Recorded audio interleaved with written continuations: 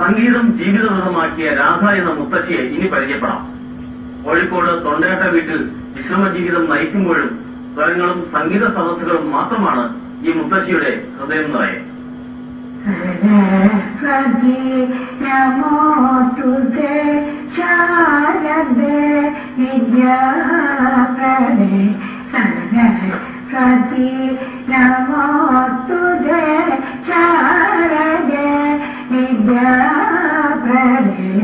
പാലക്കാട് കുഴൽമന്നം ഗ്രാമത്തിലെ primary school പ്രധാന അധ്യാപകനായിരുന്ന AV Narayana അയ്യരുടെ മകൾക്ക് സംഗീതം കൊച്ചുനാട്ടൊക്കെ ജീവനായിരുന്നു.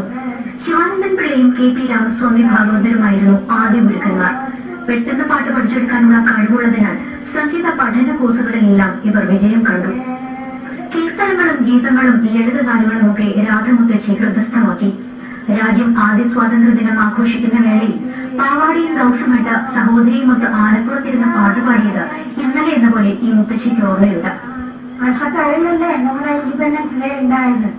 ആ സമയത്ത് ഞാൻ 7ാം ക്ലാസ്സിൽ 8ാം ക്ലാസ്സിൽ പഠിക്കുകയാണ്. അവിടെ ഒരു എലമെന്ററി സ്കൂളുണ്ട്, തൊട്ടടുത്തൊന്നും ഹൈസ്കൂളൊന്നും ഇല്ല.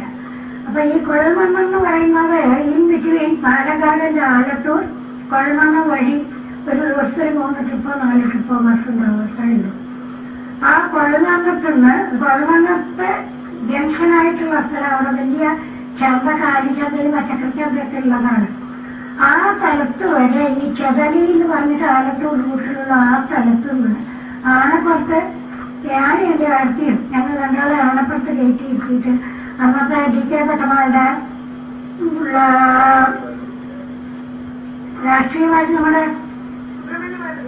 സുബ്രഹ്മണ്യ ഭാരതിയുടെ കൃതികളുണ്ടല്ലോ, അതായത് ദേശഭക്തി ഗാനങ്ങൾ, അങ്ങനെയുള്ള പാട്ടുകൾ DK പട്ടമാൻ പാടിയ ആടുവോമേ പള്ളിപ്പാടുവോമേ തായും മണിക്കൊടി പാടി, പിന്നെ ജയതി ഭാരതമാത, അങ്ങനെ ഒരു 4-5 പാട്ടുകൾ ഞാൻ എന്റെ അടുത്തും കൂടി വൈക്കം വെച്ച് ആനപ്പുറത്തിരുന്ന് പാടി വന്നിട്ടുണ്ട്.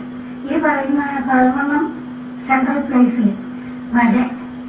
അതാണ് എന്റെ ചെറിയതായിട്ടുള്ളതില് ഒരു വല്ലാത്തൊരു അനുഭവമാണ്. അത് എന്ന് എനിക്കിപ്പോഴും ഓർമ്മയുണ്ട്.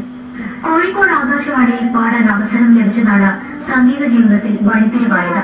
പാമ്പൻപാലം ഒലിച്ചുപോയപ്പോൾ ധനസമാഹരണത്തിനായി മാനാച്ചിറ മൈതാനത്ത് ആകാശവാണി നടത്തിയ പ്രത്യേക പരിപാടിയിൽ MS ബാബുരാജിനോടൊപ്പം പാടാൻ അവസരം കിട്ടിയത് ഈ മുത്തശ്ശിക്കായിരുന്നു.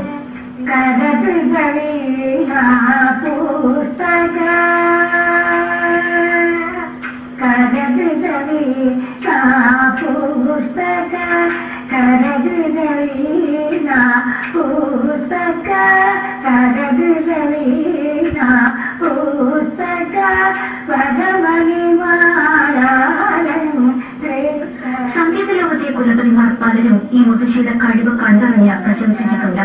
ഇന്ന് സംഗീത ലോകത്ത് അറിയപ്പെടുന്ന പലരും രാധമുത്തശ്ശിയുടെ സഹപാഠികളും മറ്റുമാണ്. എണ്ണമറ്റ കച്ചേരികൾ ഈ മുത്തശ്ശി അവതരിപ്പിച്ചിട്ടുണ്ട്. സംഗീതത്തെ ജീവനതുല്യം സ്നേഹിക്കുന്ന രാധമുത്തശ്ശിക്ക് ശാസ്ത്രീയ സംഗീതങ്ങൾ പതിവായി കേൾക്കുന്നത് ഒരു ജീവിതചര്യയാണ്. മക്കളും കൊച്ചുമക്കളും രാധമുത്തശ്ശിയുടെ സംഗീതാഭിരുചി കണ്ടറിഞ്ഞ് പൂർണ്ണ പ്രചോദനം നൽകുന്നുമുണ്ട്. പ്രായം 80 മിനിറ്റെങ്കിലും സംഗീത സാന്ദ്രമായ ജീവിതം തന്നെയാണ് രാധമുത്തശ്ശിക്ക് ഏറെ ഇഷ്ടം. ശാസ്ത്രീയ സംഗീതത്തിന്റെ സീഡികളുടെ വലിയ ശേഖരം മുത്തശ്ശിയുടെ മുറിയിലുണ്ട്. പരമ്പരാഗതമായി കൈമാറി വന്ന കൈപ്പുസ്തകം മുതൽ അവസാനമായി അവതരിപ്പിച്ച കച്ചേരിയുടെ വീഡിയോ CD വരെ രാധമുത്തശ്ശി പൊന്നുപോലെ സൂക്ഷിച്ചിട്ടുണ്ട്. ഇന്നത്തെ സംഗീതത്തെക്കുറിച്ച് ചോദിച്ചപ്പോൾ അതിന്റെ ന്യൂനതകളാണ് ഈ മുത്തശ്ശിക്ക് എടുത്തു പറയാനുള്ളത്. അന്നത്തെ പഠന രീതിയും ഇന്നത്തെ പഠന രീതിയും വളരെയധികം വ്യത്യസ്തമാണ്. അന്ന് നമ്മൾ അടിസ്ഥാനം ഉറപ്പിക്കുക എന്നുള്ളതാണ്. ഞാൻ പഠിപ്പിച്ചിട്ടുണ്ട്, കുറെ മ്യൂസിക് ട്യൂഷൻസ് എടുത്തിട്ടുണ്ട്, പഠിപ്പിച്ചിട്ടുണ്ട്. അപ്പൊ അതിന്റെ ട്രഡീഷണൽ സ്റ്റൈലിന്റെ സപ്തസ്വരങ്ങൾ പഠിച്ച് ഞാൻ പറഞ്ഞിട്ടില്ല. സപ്തസ്വരങ്ങൾ, പഞ്ചമസ്ഥായി വിഷയ്, താരസ്ഥായി വിഷയ്, പിന്നെ ഗീതങ്ങള്, അലങ്കാരം, അങ്ങനെയുള്ള പ്രോസസ് അനുസരിച്ച് അത് പഠിക്കുക എന്നല്ലാതെ അത് വേറെയുള്ള പിന്നെ നമ്മൾ ലോക്കലായിട്ട് എന്തെങ്കിലുമൊക്കെ പാടുക അത് നമ്മുടെ സ്വന്തം പരിശ്രമം. ഈ പഠനത്തിൽ അത് വരില്ല. അത് കഴിഞ്ഞ് വർണ്ണം കീർത്തനം പഠിച്ച് കഴിയുമ്പോഴാണ് പിന്നെ കുറെയൊക്കെ നമുക്ക് മാസ്റ്റേഴ്സ് ഈ തുക്കട എന്ന് പറയും, അതായത് ഇന്നത്തെ ലളിത സംഗീതങ്ങൾ അതുപോലുള്ള സെമി ക്ലാസിക്കൽ എന്നൊക്കെ പറയുന്നുണ്ടല്ലോ, അത് കുറച്ചൊക്കെ നമ്മുടെ ഗുരുക്കന്മാരും പറഞ്ഞുതരും. അത് അന്നത്തെ എന്നിട്ടും പറഞ്ഞ രീതിയിൽ നല്ല വ്യത്യാസമുണ്ട്. അന്നത്തെ കുറച്ചും കൂടി അടിസ്ഥാനപരമാണെന്നാണ് ഞാൻ പറയുക, എന്റെ അനുഭവം വെച്ച് പറയുക. പഴയ ഓർമ്മക്കുറിപ്പുകളുമായി തൊട്ടയാട് ചിന്മയ സ്കൂളിന് സമീപത്തെ വീട്ടിൽ മക്കൾക്കും കൊച്ചുമക്കൾക്കും ഒപ്പം കഴിയുകയാണ് രാധമുത്തശ്ശി.